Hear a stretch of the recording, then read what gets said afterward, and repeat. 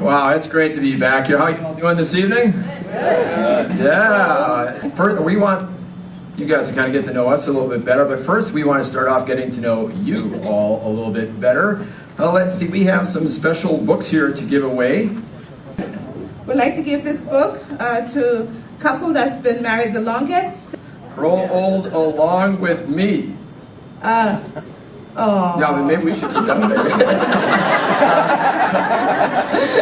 Anybody here without their spouse? One, three. Okay. Oh, we have three, some. 4. And who traveled the farthest? And has the most kids? And has been married the longest?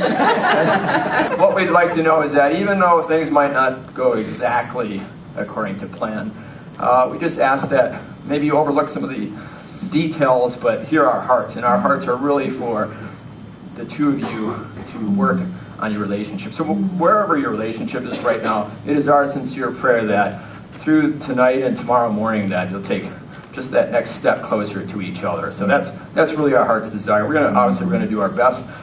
We know that this material is great. We have complete confidence in it, because we steal from the best. Are inspired by the best. That's what I'm trying to say. So it's great. But seriously, Family Life has been doing marriage conferences. How many of you have been to a Weekend to Remember?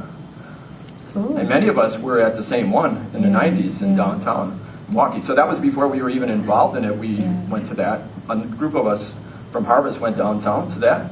And then who would have thought that years later we'd be a part of doing it. So the main themes of this marriage conference are from the Family Life Weekend to Remember. Obviously it's been shortened down a bit. We're going to be doing 4 sessions.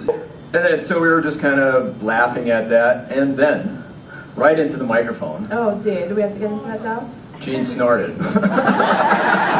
That's later, I promise. Okay, and then it just kind of went from there. So if you see me going like this, that means I'm trying not to. So it's not I'm being rude.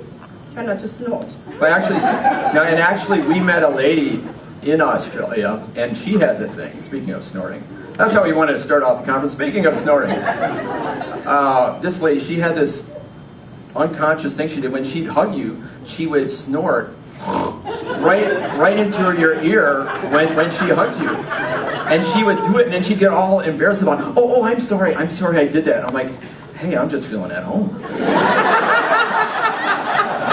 I'm feeling like, could you stand there and my wife there, and I'll tell a joke and I'll just feel like it's stereo.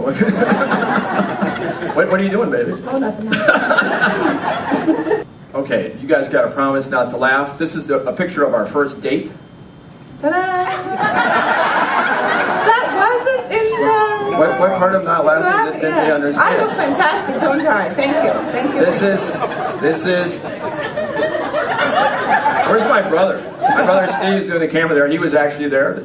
I went down to St. Lucia in the Caribbean to visit my brother Steve. He was in the Peace Corps, and while I was there, I met Gene. He was looking for a souvenir and found one.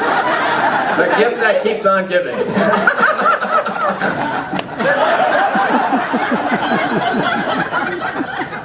It's going to be a long night, baby.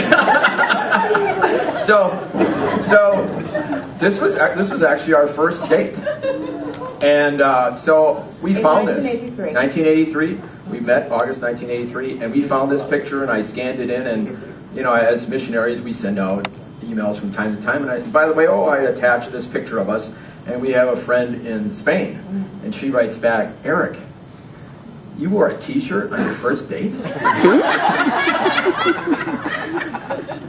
That's a little bit too loud. And I said, no. That's a muscle shirt. She writes back, that's even funnier.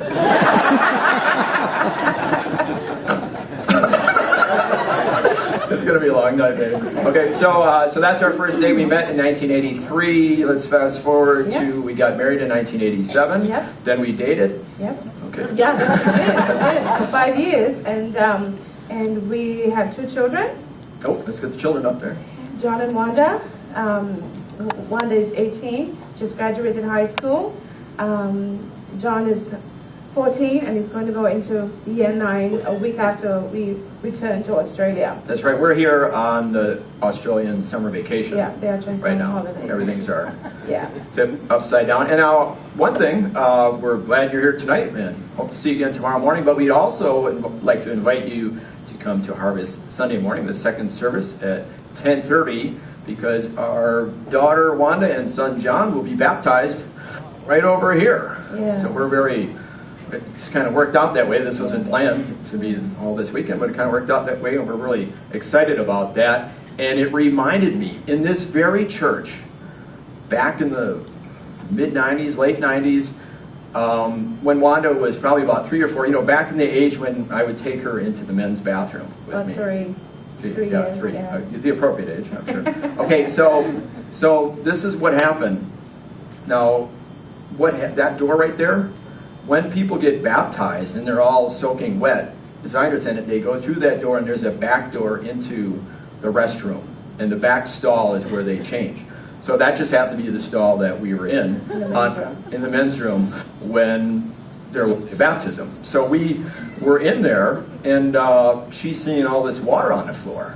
She goes, "Dad, what's that for?